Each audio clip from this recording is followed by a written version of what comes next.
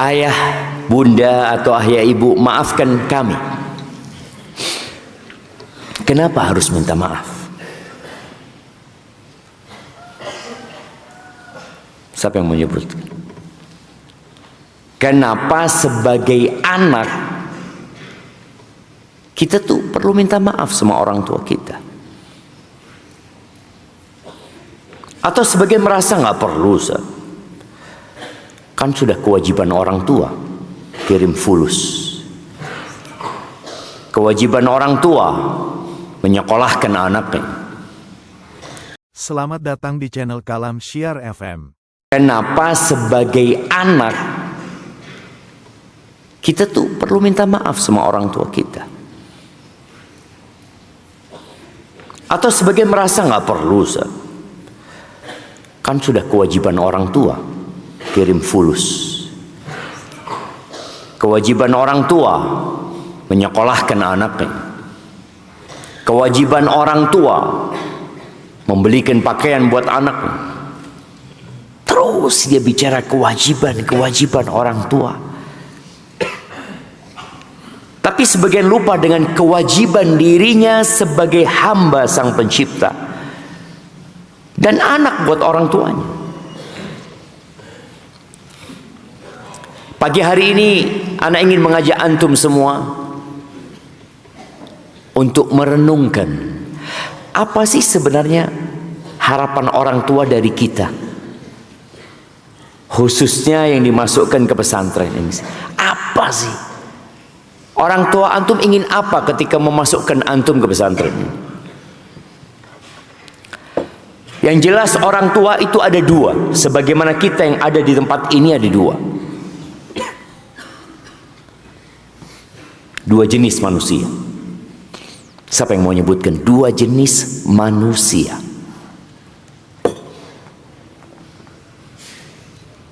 Yang ada di pesantren ini, yang sekarang sedang belajar, yang ada di masjid ini, yang sedang mendengarkan kajian, ada dua jenis manusia.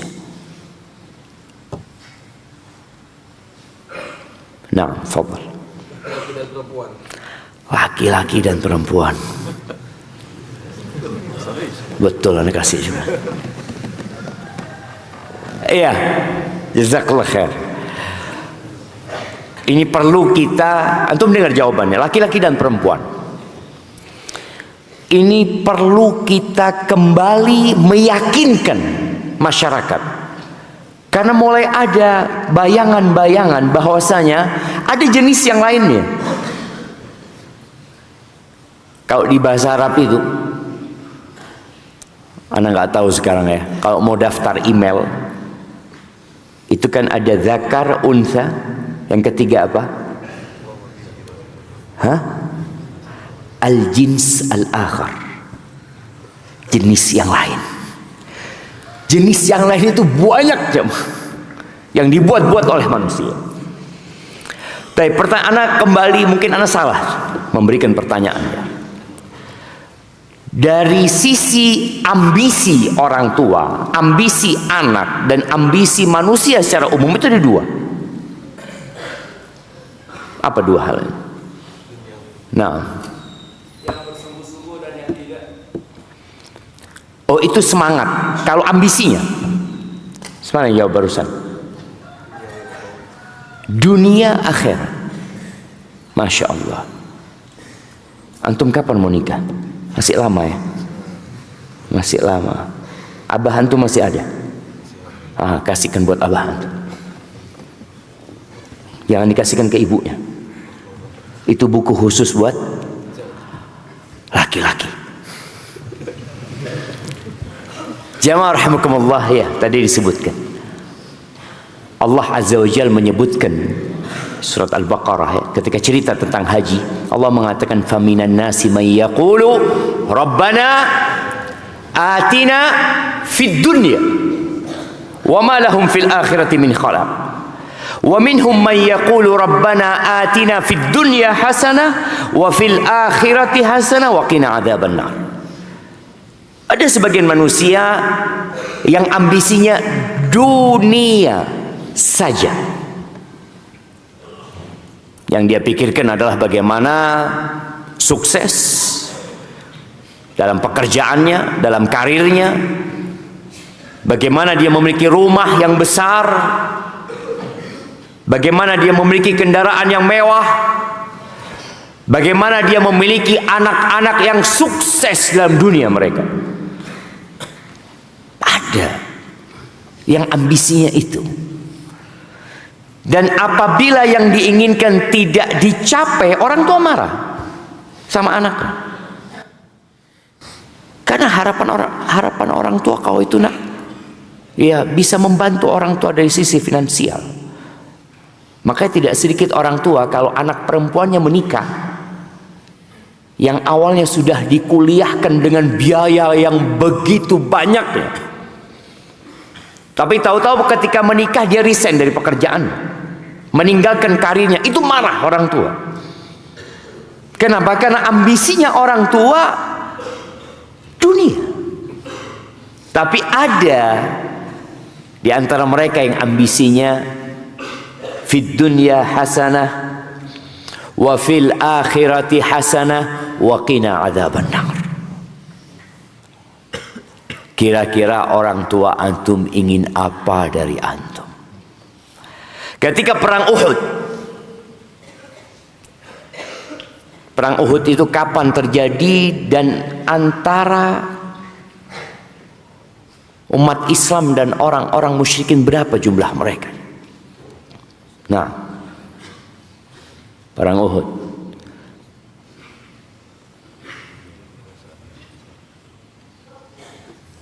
Perang Uhud. Antum sedang berperang melawan ngantuk jemaah ya. Dan ternyata ngantuk itu lebih kuat daripada diri antum. Perang Uhud, yang sebelah kiri belum jawab dari tadi. Kapan terjadi perang Uhud? Ayolah jemaah. Perang Uhud ya. Tahun ketiga Hijriah, 3.000 orang-orang musyrikin. Masya Allah, santa barakallahu fikum, kasihkan kepada dia. Tahun ketiga, pertengahan bulan Syawal, setahun setelah kejadian perang Badar. Jumlah pasukan umat Islam pada awalnya 1.000 ketika meninggalkan kota Madinah. Tapi sampai ke Uhud tinggal 700. Ada 300 yang memisahkan diri, mereka adalah kaum munafikin. Tanda-tanda orang munafik itu kalau diajak makan bareng datang. Kalau diajak kerja bakti mangkir. Ketika diajak berperang mereka mangkir, diajak bagi-bagi harta rampasan perang, datang mereka. Kita bersama kalian. Udah pisah tuh. Nampak sekali orang-orang itu adalah orang-orang yang ingin dunia. 300 orang itu. Kemudian 700 orang ini perang. Ibnu Mas'ud berkata setelah perang itu, aku mengira, kata dia, kalau aku bersumpah bahwa semua yang hadir pada waktu perang Uhud itu menginginkan akhirat, dalam bayanganku sumpahku akan terlaksana gitu.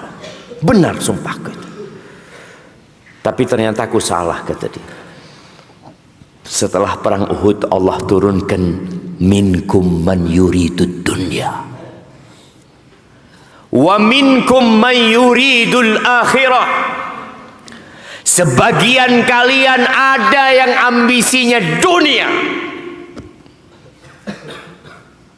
Mereka perang bersama Nabi SAW.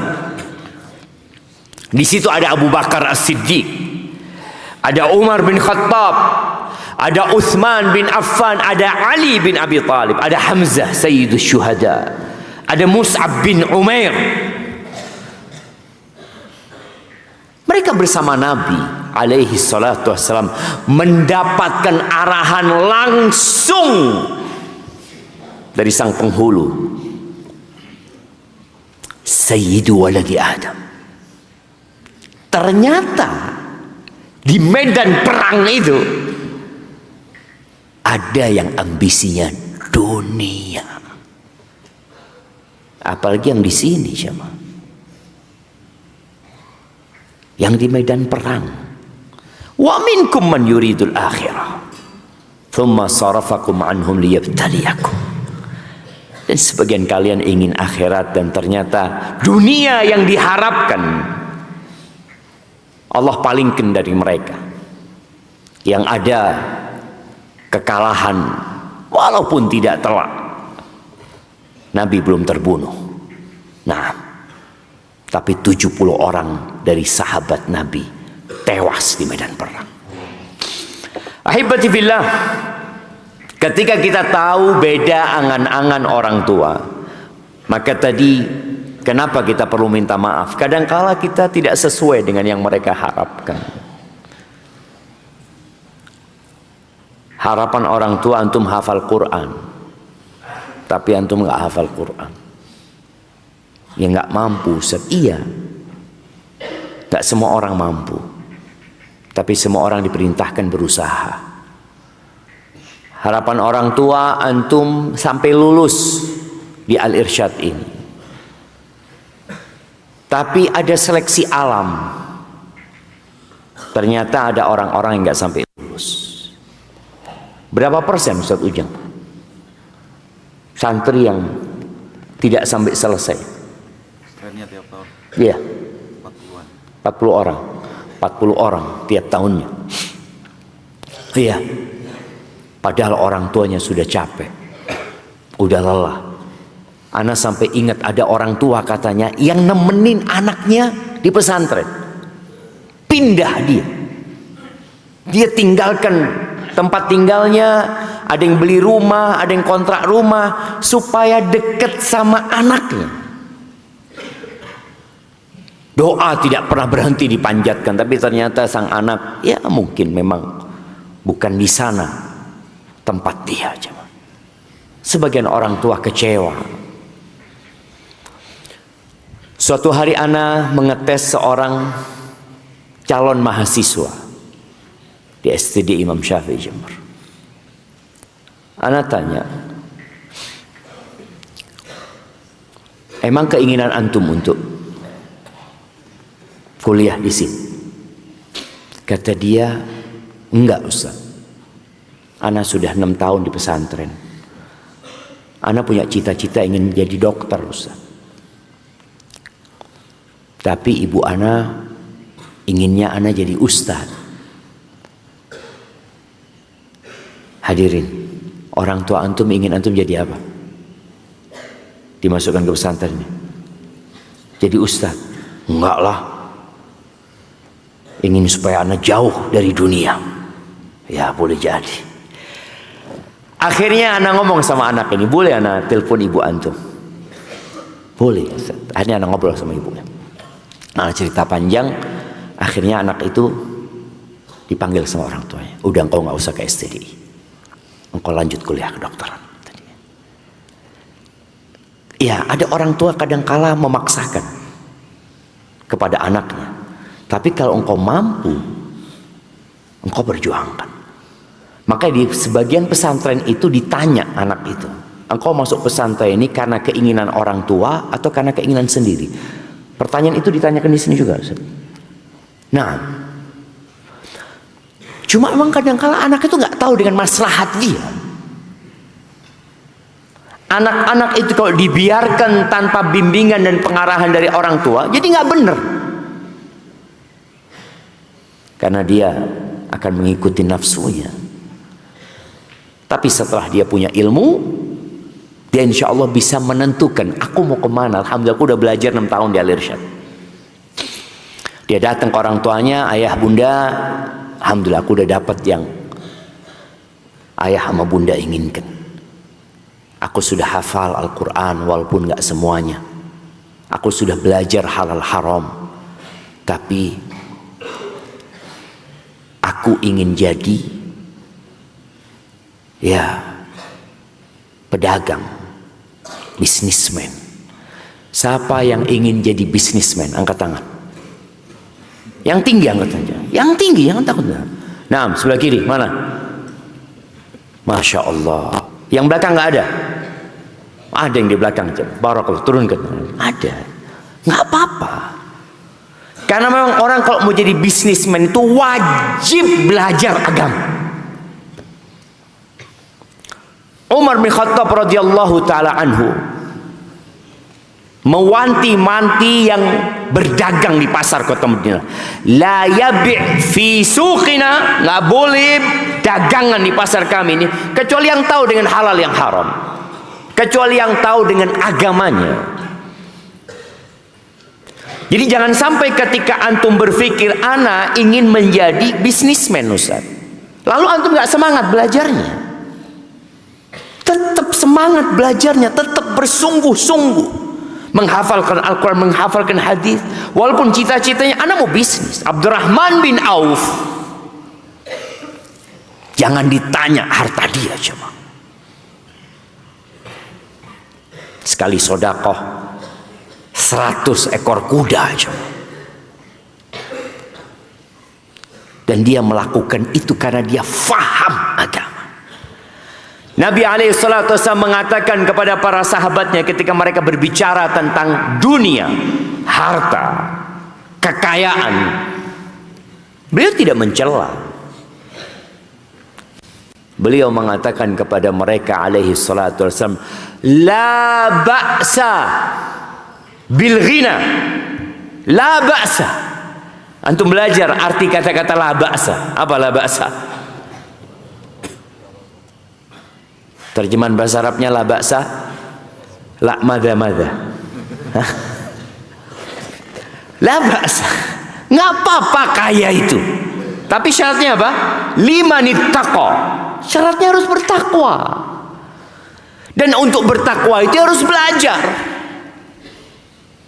Lalu beliau ingin meluruskan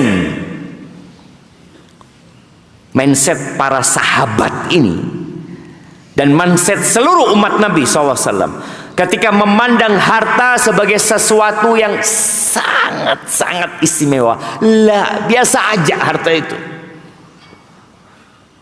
Beliau mengatakan alaihi salatu wassalam, walakinna sihhata khairun minal ghina liman ittaqa. Kesehatan itu lebih berharga, kesehatan itu lebih utama, lebih baik daripada harta buat orang yang bertakwa. Jamaah rahimakumullah, kita lihat orang tua Nabi Ibrahim, bagaimana sang anak punya harapan dan orang tua punya harapan. Ternyata harapan itu tidak bertemu. Allah ceritakan di surat Maryam, ya,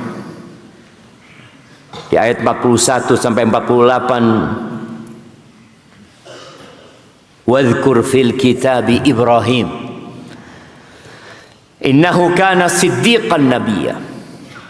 Mulailah Nabi Ibrahim ketika mendapatkan wahyu mendakwain ayahnya, dipanggil ayahnya dengan panggilan yang paling indah, ya abati. Bukan dipanggil wahai ayah, tapi wahai ayahku. Aku ini anakmu ya, aku ini putramu ayahku, aku ini harapan dan kebanggaanmu. Dipanggil bapaknya, ya abati, ya abati, ya abati. Terakhir Nabi Ibrahim mengatakan, ya abati inni akhafu an yamassaka azabun minar rahman fatakuna lisyaitani waliya. Ayahandaku, aku takut azab Allah Ar-Rahman yang Maha Pengasih itu menyentuhmu, engkau jadi kawannya syaitan. Tapi ternyata harapan ayahnya tidak sama. Ayahnya mengatakan, qala araghibun anta an alihati ya Ibrahim, apakah engkau tidak suka dengan sesembahan-sesembahanku wahai Ibrahim? La in lam tantahi la arjumannak wahjurni maliya. Kalau engkau tidak berhenti berdakwah, berhenti mengajakku, menyeruku, aku akan rajam engkau. Sebagian tafsir sebutnya aku akan memakimu. Tinggalkan aku sendirian, sudah. Akhirnya sang anak diusir sama orang tuanya karena tidak sama dengan harapan orang tuanya. Ya, maaf. Ya, minta maaf. Mau gimana? Ada cerita dua orang anak, bukan dua orang anak, suami istri, sudah besar dia. Akhirnya dalam perjalanan hidupnya mereka mendapatkan hidayah. Sang istri pakaiannya berubah, sang suami penampilannya sesuai dengan sunnah. Ketika waktu lebaran dia datang mudik, nggak mudik ya, karena orang tuanya di Jakarta. Dia berangkat jumpain orang tuanya. Yang orang tuanya ini orang-orang pintar. Bapaknya dokter, ibunya master, ngajar di kampus besar. Ketika datang jumpain orang tuanya, sang orang tua mengatakan, nak, mulai saat ini kalian nggak perlu datang lagi ke rumah kita. Belum ngomong apa-apa jamaah.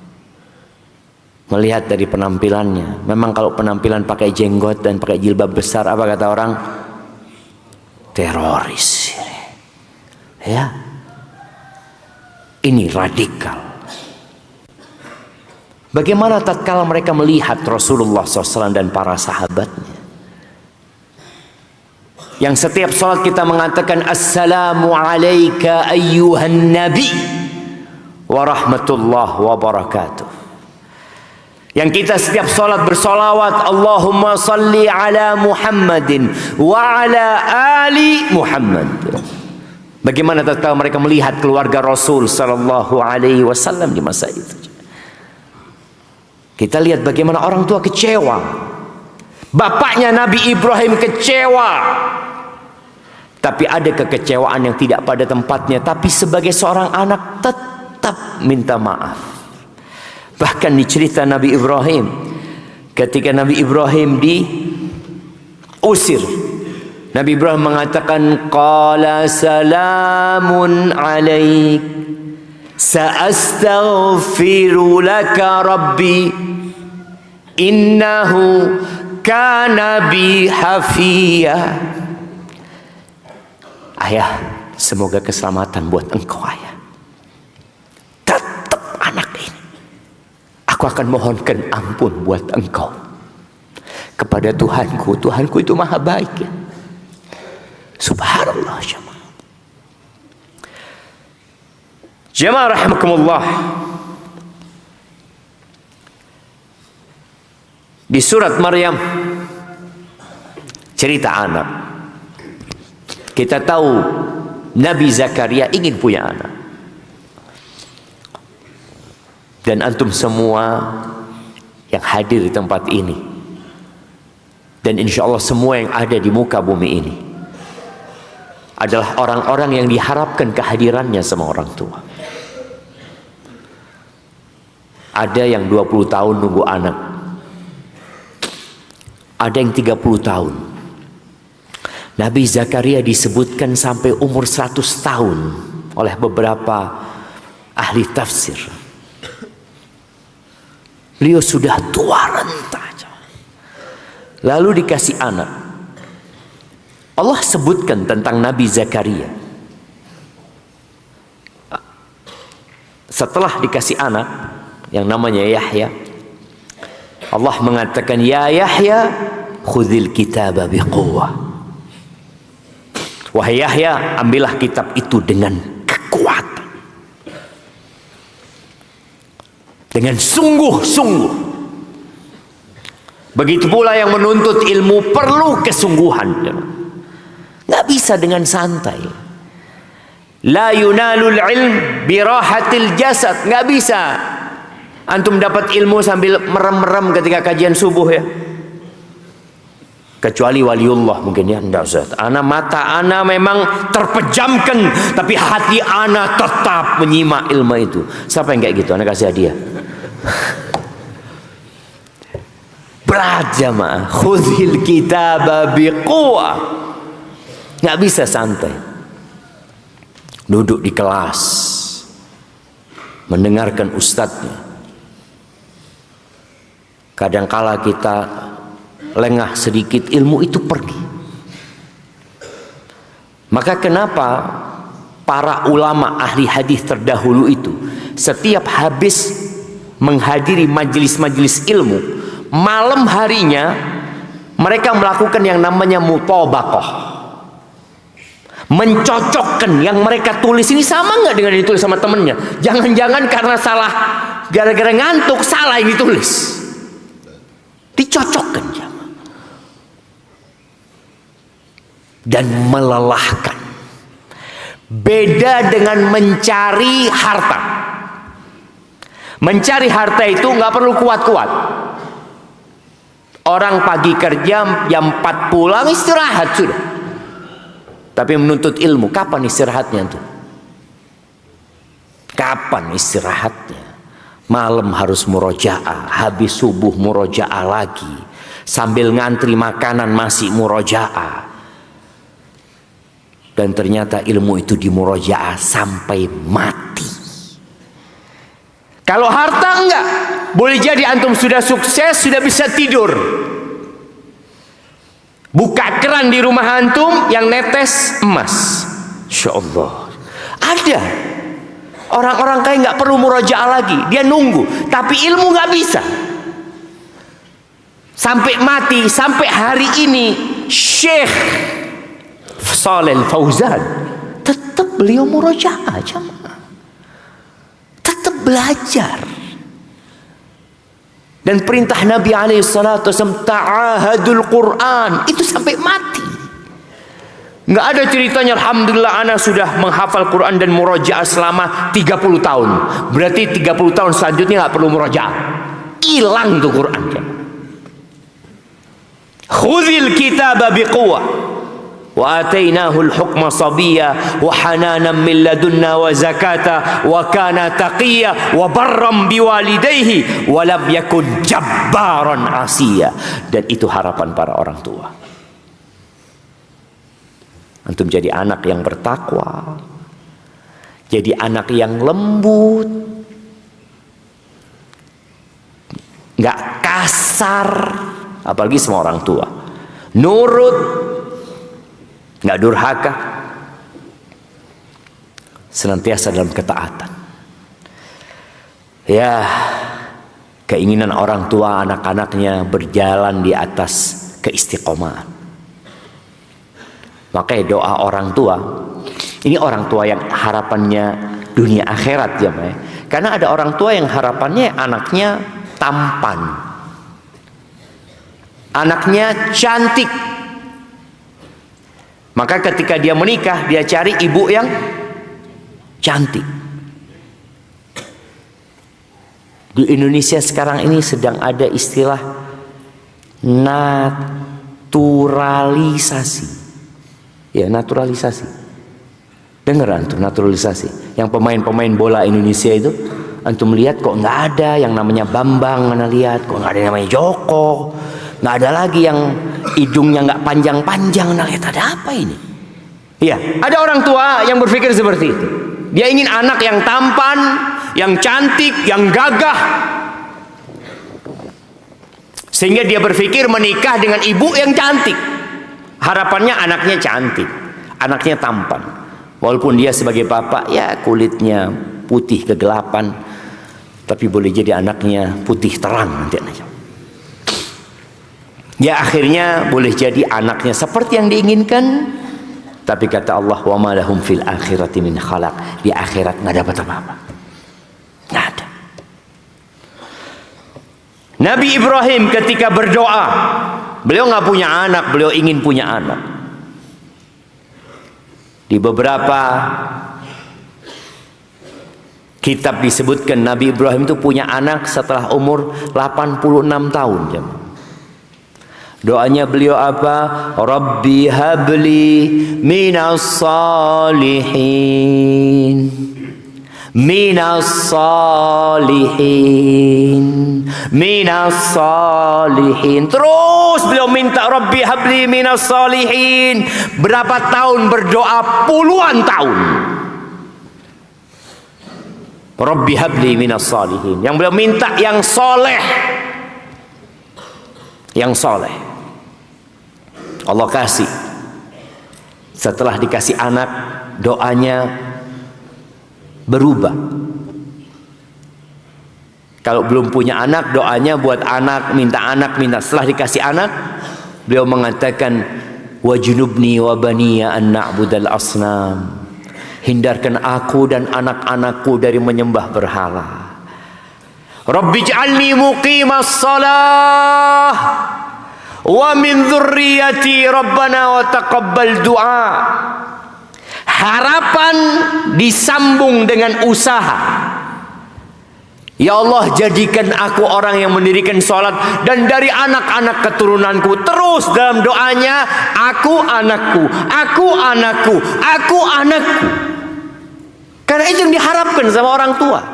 Dan orang tua tahu bahwa perjalanan menuju kepada Allah ini penuh dengan rintangan dan tantangan. Boleh jadi anaknya nggak selamat.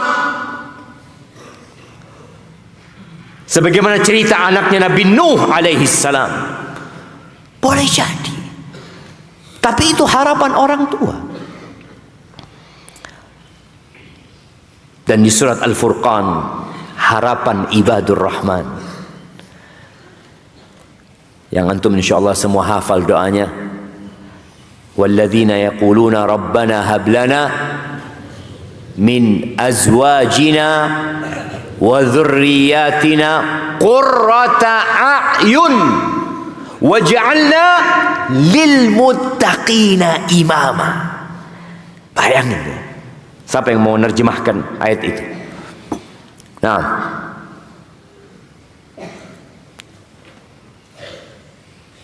sebelah kiri belum ada yang jawab dari tadi. Ashabus shimal, ya shimalnya Ustadz maksudnya. Semoga semua jadi ashabul yamin. Nah, jamaah, coba semua angkat tangan jamaah. Hai, semuanya angkat tangan. Jamaah, yang merem-merem goyangin, suruh angkat tangan. Oke. Yang belakang juga angkat tangan. Yang atas. Mana kok nggak angkat tangan? Angkat tangan semuanya. Ya, digerakkan tangannya, kemudian taruh di pundak temannya, ya pijat temannya antum. Sambil kita menunggu yang akan menerjemahkan doa ini. Loh, ayo pijat tuh. Kok udah dipijat temannya? Belum suruh berhenti sama Ustaz. Loh, ini kok sudah berhenti? Memang tidur semuanya jemaah.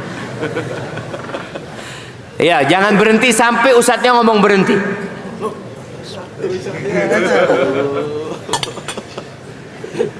Nah, ya sudah. Mana yang mau diterjemahkan doanya?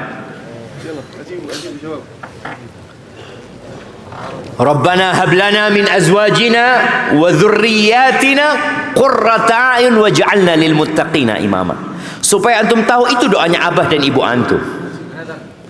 Naam, fadhal. Agum hatta yasma' an-nas.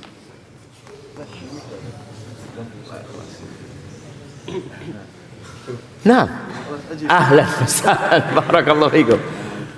Terjemahannya, ya Allah, karunialah hamba dan istri-istri hamba dan keturunan hamba. Gimana? Karunialah hamba dan istri-istri hamba. Wazwajina. Cik tunggu.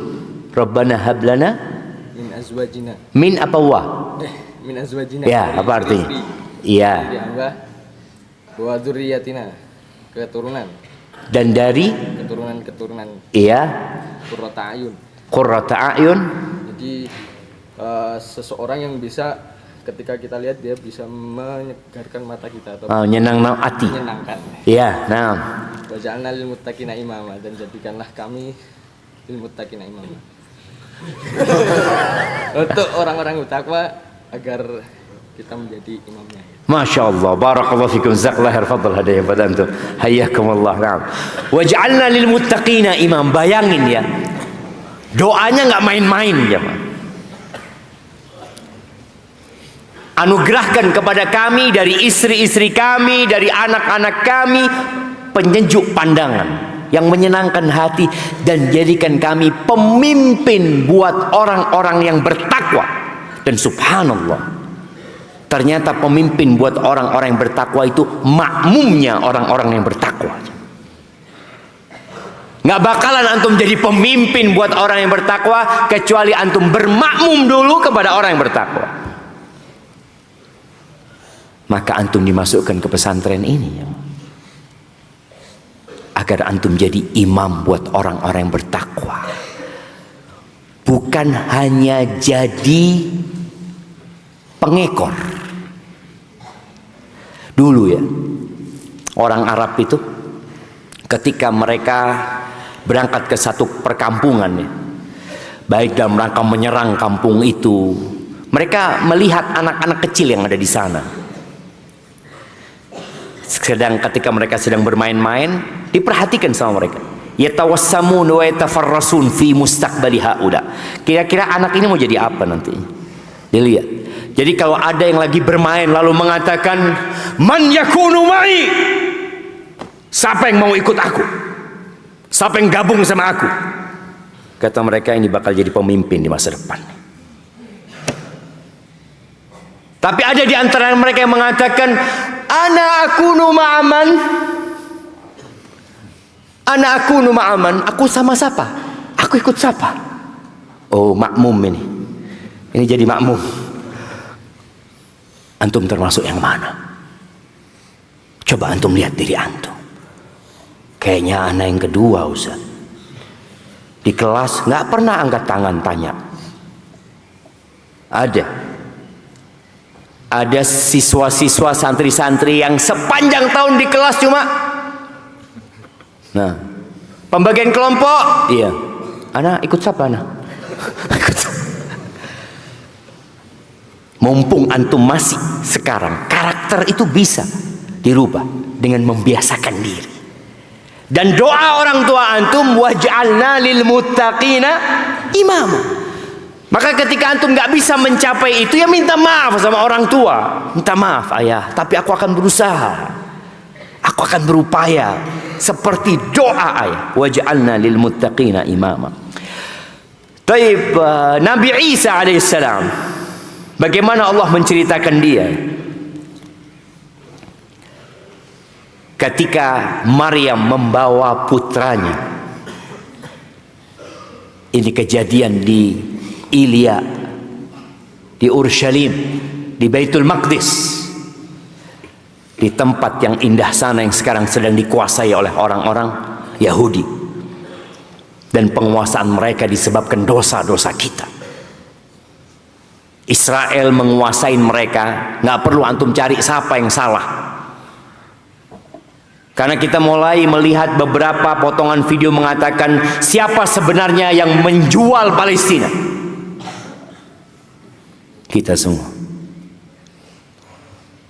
Allah mengatakan, in yansurkumullah fala ghaliba lakum wa in yakhdhulkum faman dhal ladzi yansurukum min ba'dih.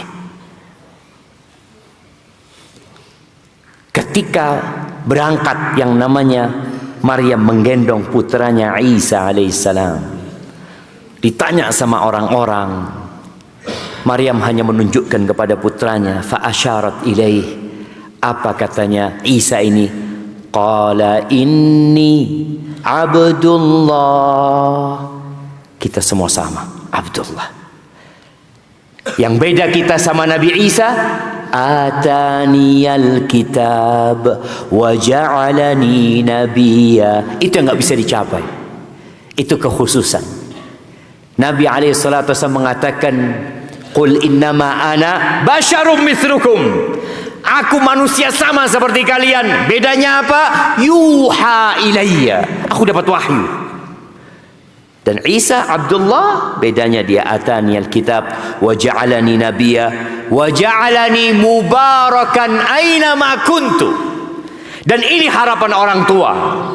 Antum menjadi anak-anak yang berkah dimanapun antum berada. Mau ada di pesantren, mau lagi liburan, mau lagi naik ke gunung, mau lagi ke pasar, mubarakan. Apa artinya mubarakan? Siapa yang mau nerjemahkan mubarakan di ayat ini? Nah, mubarakan. Dan ana yakin orang tua antum berharap antum menjadi mubarakan. Ana lihat dari tadi sebelah kiri ini nggak ada yang jawab, Ustaz. Coba yang sebelah kiri. Nah, fadhal. Iya, diberkahi. Seperti apa diberkahi?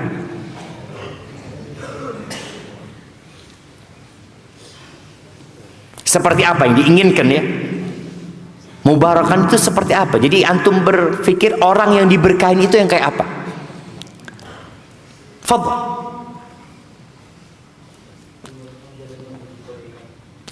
Yang beri supaya kedengaran suaranya. Bismillah. Nah, dimudahkan dalam kebaikan, terus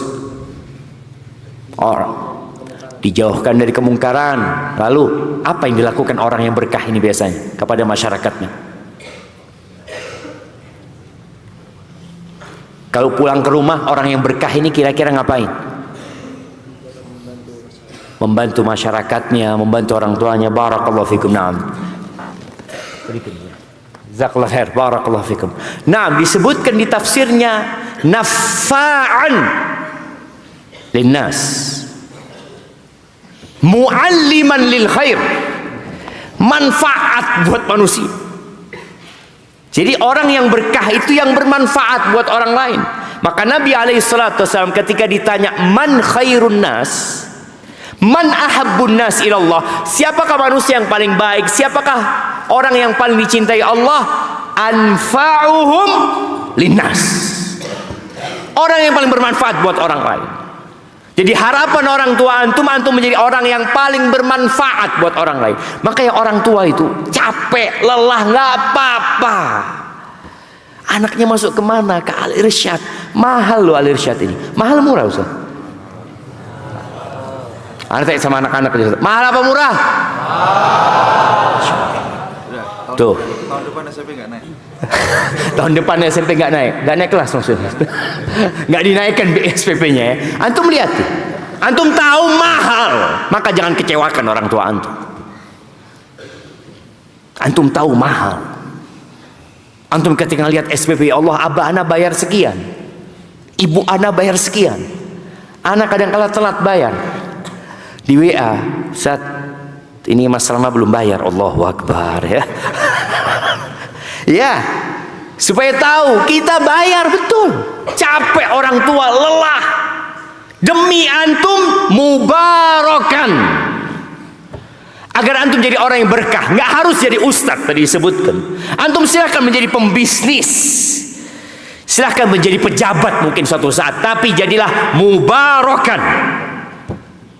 Orang yang penuh dengan berkah. Dimanapun dia berada, orang akan merasakan cahaya keberadaan orang ini. Nabi SAW mengatakan al-mu'min kan nahlah wal mu'min kan nakhlah. Sebutkan dua permisalan ini. Nah, al-mu'min kan nahlah wal mu'min kan nakhlah. Itu hadis Nabi SAW. Siapa yang menyebutnya? Apa maksudnya? Nah, yang belum jawab. Nah, fadhal jamaah. Kalau antum tidak jawab, tidak makan-makan kita, nggak sarapan kita. Sarapan jam berapa sini Ustaz? Berarti no ajilud dars. Masya Allah, barakallahu fikum. Iya, akan diundur pelajaran jamaah. Yuk. Al-mu'min kan nakhlati wal mu'min kan nahla. Mana syama? Ana izin minum ya. Sampai antum jawab. Ada yang kata, fadal, berdiri antum supaya terdengar suaranya. Fadal. Bismillah, al-mu'min karena seorang muslim itu seperti lebah, mengambil dari hal yang baik dan mengeluarkan yang baik. Masya Allah, dan tidak merusak. Dan juga al-mu'min karena seperti pohon kurma yang bermanfaat setiap bagiannya, dari batang, buah sampai batang. Dan dia kokoh dan tegar. Masya Allah, barakallahu fikum. Ya, dengar antum semua. Kanahlah seperti lebah. Lebah itu subhanallah, dia ketika berangkat kemanapun, pergi kemanapun, artinya dia keluar dari rumahnya, nahlah ini. Tapi dia perginya ke tempat-tempat yang baik, pulangnya bawa yang baik, dan dalam perjalanan dia tidak membuat kerusakan. Nggak ada bunga rusak gara-gara lebah, nggak ada. Yang ada lebah ini pergi, bunga itu berubah menjadi buah. Dan itu harapan orang tua kepada kita semua. Dan mukmin seperti itu kata Nabi sallallahu alaihi wasallam. Silahkan antum pergi kemana-mana, tafadhol. Tapi ingat, letakkan kebaikan, ambil kebaikan, pulang ke rumahnya bawa kebaikan. Dalam perjalanan jangan pernah membuat kerusakan. Itu mukmin. Kanahlah seperti pohon kurma, tegar dia jamaah, kokoh dia, dan semuanya bermanfaat, semuanya. Maka kembali kepada cerita Nabi Isa ketika ditanya sama orang-orang, beliau menjawab, wa ja'alani mubarakan aina ma kuntu wa ausani bis salati. Ingat doanya Nabi Ibrahim tadi, Rabbi ja'alni muqimas salah. Salat ini harus dijaga.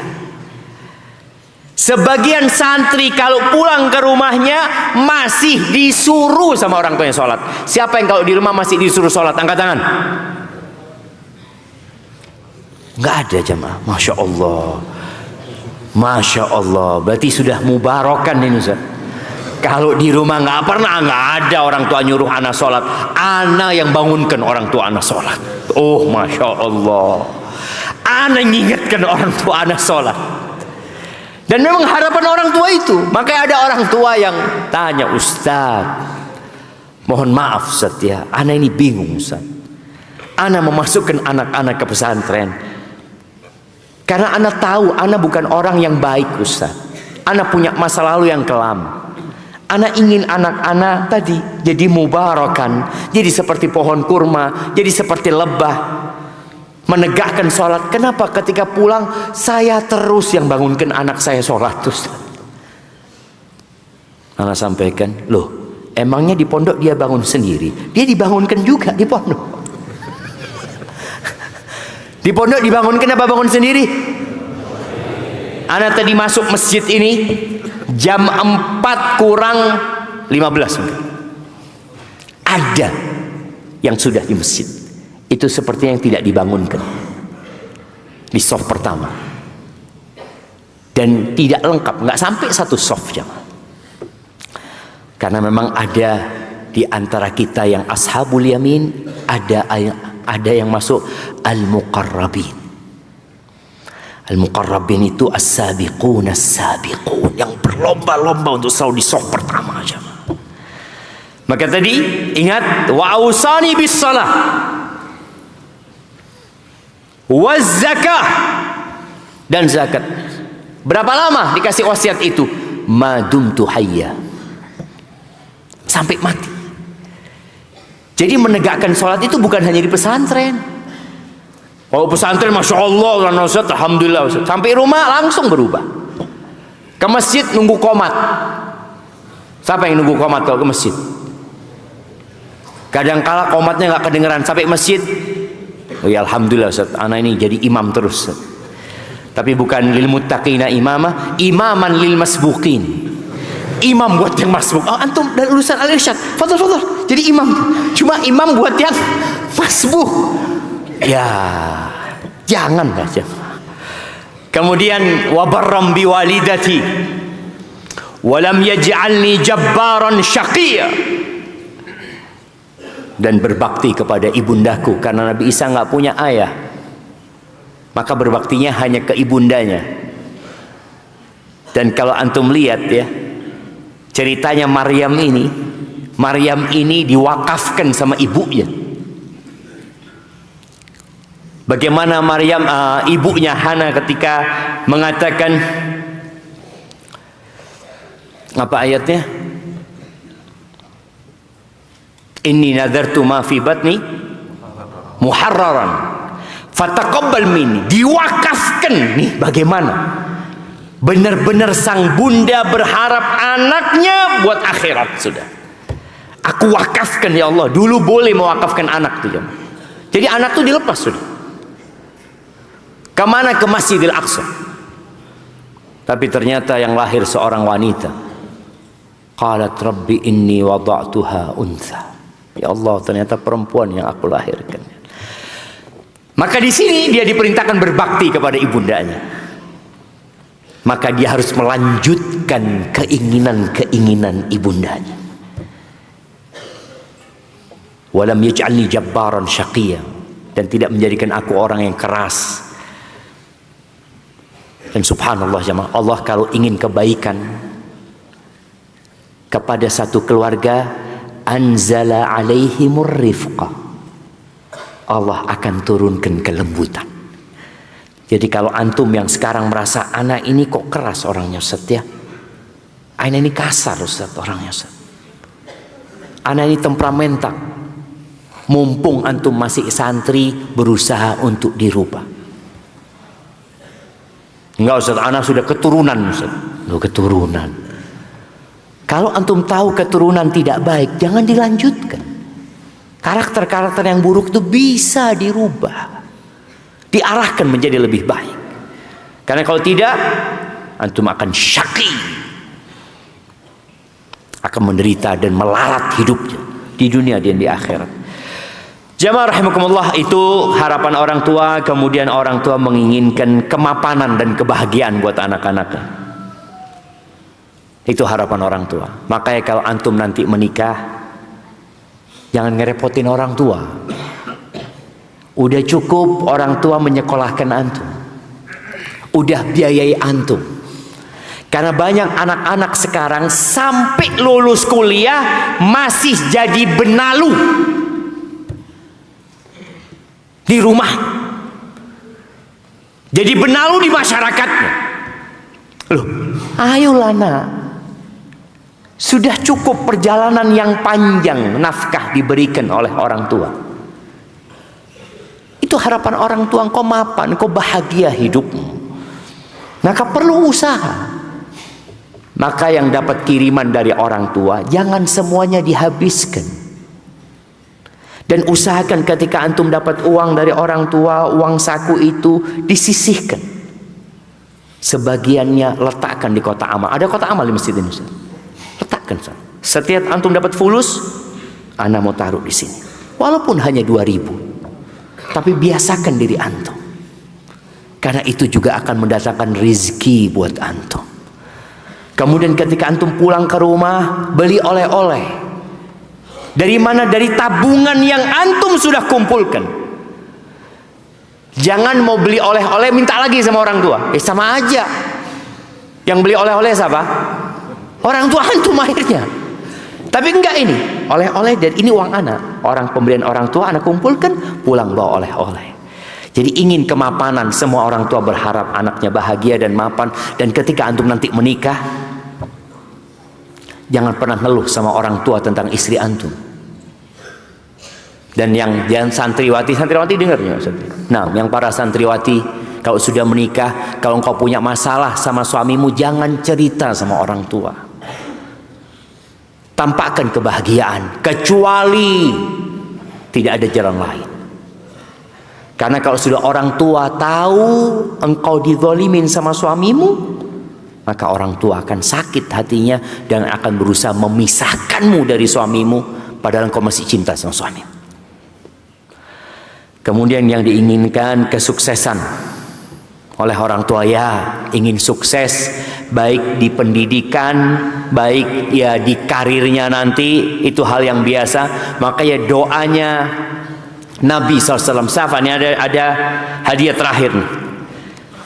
Apa doanya Nabi alaihi salatu wassalam buat Anas bin Malik setelah ibunya Anas meminta doa kepada Nabi SAW? Jadi Ummu Sulaim mengatakan, ya Rasulullah, khuwaidimuka Unais, ya Rasulullah, ini pembantumu, pelayanmu Anas ini, doakan dia ya Rasulullah. Apa doanya Nabi SAW buat Anas? Ya, berdiri. Tafadhal. Panjangkan umurnya, banyakin anaknya,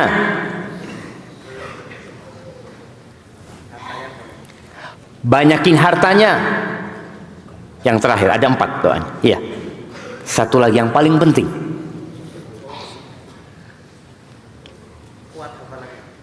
Kuat hafalannya. Kurang 1. Gak apa-apa, kita kasih hadiah, Ustaz. Masya Allah. Antum mau buku apa mau ini?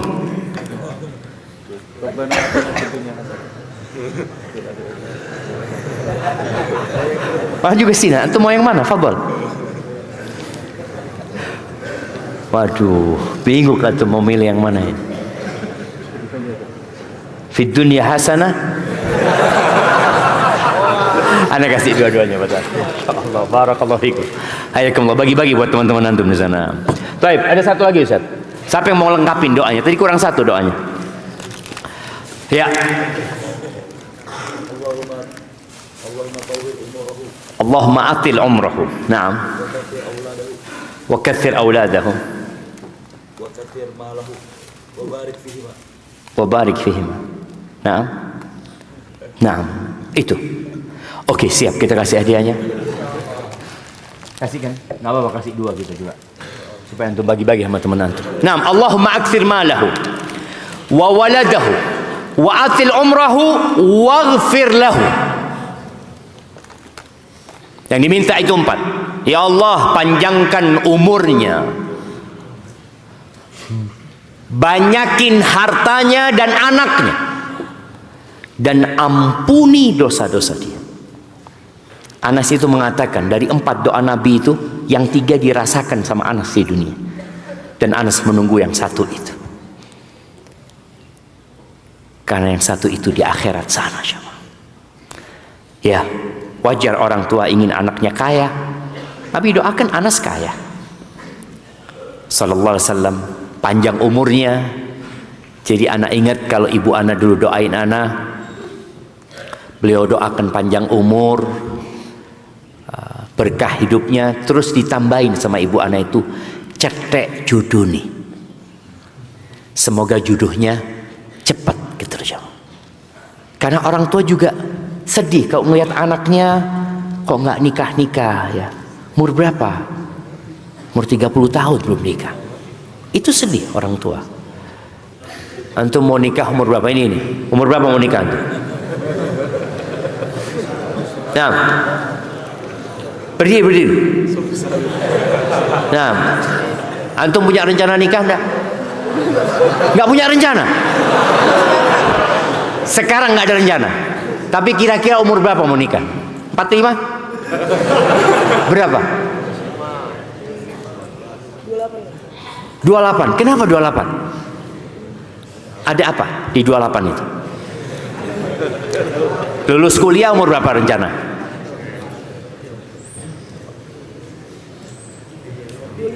25. Terus nggak mau langsung nikah? Mau kerja dulu. Setelah kerja punya rumah. Kira-kira 28 sudah punya rumah, insyaallah. Insyaallah, nak kasih hadiah. Iya, orang tua sedih kalau ngelihat anaknya nggak nikah-nikah. Maka tolong antum jangan mengecewakan orang tua. Kecuali memang belum datang jodohnya. Ketika sudah lihat orang tua semakin tua, kepingin cucu ya, ternyata anaknya enggak. Anak tidak akan nikah kecuali profesor. Waduh, lama ini. Kalau kepingin cepet ya harus segera jadi profesor. Anak ketemu dengan seorang dokter umur 25 tahun. Subhanallah. Dokter di matematika cuma dia. Cuma anak ngomong subhanallah. Dia cepat sekali cuma. Subhanallah. Barakallahu fiik. Kemudian yang diinginkan orang tua sehat. Selalu orang tua itu kalau antum mau keluar dari perut ibunda, ditunggu, ya Allah mudah-mudahan sempurna anaknya ini. Ditunggu. Dan ketika antum sakit, orang tua itu ingin sakitnya pindah kepada mereka agar antum sehat. Itu keinginan orang tua. Maka tolong jaga kesehatan antum. Kalau antum sakit nggak harus ngomong sama orang tua dulu. Antum berusaha untuk ya diobatin di sini umpamanya. Dan di antara cara menjaga kesehatan itu ya 3 tentunya ya. Yang pertama dengan cara makan. Kemudian yang ketiga dengan cara berolahraga, gaya hidupnya dirubah. Kemudian kalau sakit ya harus berobat ya.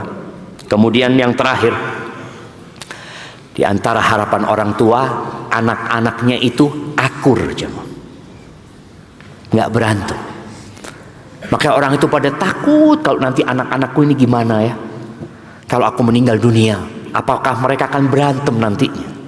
Sebagian orang tua itu terpaksa membagi warisan sebelum mati, dihibahkan, karena dia khawatir nanti kalau aku mati boleh jadi mereka nggak akan bertegur sapa lagi, boleh jadi yang paling tua akan menguasai hartanya.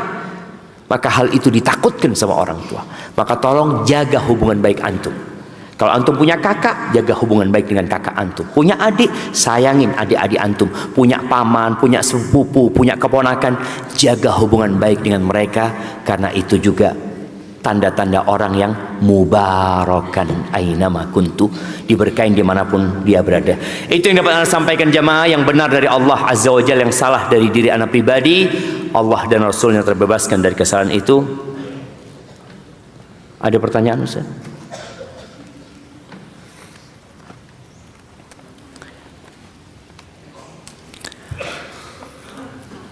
Assalamualaikum Ustaz. Waalaikumsalam warahmatullah. Ana mau minta nasihat untuk orang-orang yang diberikan amanah untuk memimpin suatu organisasi. Ya, ana lihat Masya Allah ya, sejak di pesantren itu anak-anak sudah dididik tadi untuk memimpin. Dan pada hakikatnya Nabi SAW mengatakan kullukum ra'in wa kullukum mas'ulun an ra'iyati. Yang perempuan pun sama. Jadi tadi kalau ana sampaikan 2 karakter ya di antara anak-anak. Ada yang satu bertanya man yakunu ma'i, yang satu bertanya ana akunu ma'aman. Ketahuilah semua hendaklah naik levelnya menjadi yang pertama. Kenapa? Karena sudah menjadi keniscayaan. Semua pemimpin, istri pun pemimpin. Wal mar'atu ra'iyatun fi baiti zawjiha. Jadi kalau bicara organisasi terkecil itu adalah rumah tangga nanti. Antum akan jadi pemimpin di sana. Kalau ternyata antum masih bertanya, ana akunu ma'aman. Berapa banyak kadangkala suami-suami yang masih disetir sama orang lain memimpin rumah tangganya. Sehingga sang istri ngelihat, ya Allah, suamiku ini selalu ada intervensi dari orang dan dia terima hal itu. Jangan. Engkau yang seharusnya mengatakan man yakunu ma'i, siapa yang bergabung sama aku, maka di rumah dia harus jadi pemimpin. Dan kalau bicara nasihat buat orang-orang yang jadi pemimpin ini, maka ista'inu billah. Hal yang pertama adalah meminta tolong kepada Allah Azza wa Jalla. Karena amanah itu berat, dan kita sejatinya semua memegang amanah. Ketika Allah mengatakan inna aradnal amanata 'ala samawati wal ardi wal jibali fa ashfaqna ya apa ayatnya? Fa abaina an yahmilnaha wa ashfaqna minha wa hamalaha al insan innahu kana zaluman jahula. sangat zalim dan sangat bodoh. Jadi orang ketika dikasih amanah, kadang-kadang dia merasa ada di atas, sehingga mudah bagi dia melakukan kezaliman kepada bawahannya, atau dia tidak menjalankan tugasnya dengan baik dan sempurna. Maka yang harus dia lakukan adalah meminta tolong sama Allah Azza wa Jalla. Itu yang pertama. Yang kedua, ingat firman Allah, wa amruhum syura bainahum. Ketika jadi pemimpin, jangan semuanya antum yang memutuskan. Musyawarah. Nabi SAW dapat wahyu dari Allah, tetap musyawarah sama sahabatnya. Dan banyak cerita musyawarah Nabi SAW. Perang Badar, perang Uhud, ya, perang Khandaq. Muncul idenya Salman Al-Farisi dari siapa? Dari orang Persia sana. Karena ketika banyak kepala, insya Allah banyak ide-ide cemerlang dari mereka. Maka musyawarah dengan mereka. Kemudian yang ketiga, berikan apresiasi kepada orang-orang yang ada di bawah antum ketika menjalankan tugas dengan baik. Karena Nabi SAW memerintahkan kepada kita, man sana'a ilaikum ma'rufan fakafi'uh. Sebagaimana reward dan apresiasi itu membuat orang semangat untuk bekerja nanti. Kemudian yang keempat, perlu kaderisasi. Artinya antum jangan berpikir antum akan di sana terus, enggak. Antum perlu melihat, oh ini kayaknya ini orang tepat. Karena sebagai pemimpin itu harus bisa apa istilahnya, profiling ya. Profiling ya. Profiling itu memprofil anak buahnya. Oh ini bagus di bagian ini bagus di bagian ini. Karena memang di organisasi itu saling melengkapi, saling menyempurnakan. Maka jangan sampai jadi one man show. Aku terus enggak. Oh kayaknya fulan nih bisa dikasih tugas ini. Ada anak buah memang tadi yang disebutkan, dia harus diperintah. Jadi yang harus diperintah ya antum perintah. Yang bisa dikasih arahan saja langsung jalan, yang antum kasih arahan. Dan kadangkala pemimpin harus melakukan monef. Apa itu monef? Monitor dan evaluasi. Dimonitor kerja anak buahnya, lalu dievaluasi. Disitulah kita akan bisa memperbaiki kinerja sebagai pemimpin dan kinerja anak buahnya. Itu mungkin. Ana rasa cukup jamaah. Ana sudah lapar jamaah. Itu yang dapat Anda sampaikan. Kurang lebihnya mohon maaf. Yang benar dari Allah Azza wa Jalla, yang salah dari diri Anda pribadi.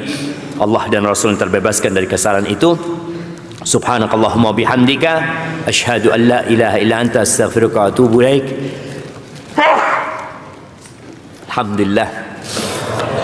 Wassalamualaikum warahmatullahi wabarakatuh. Yahdikumullah wa yuslih balakum.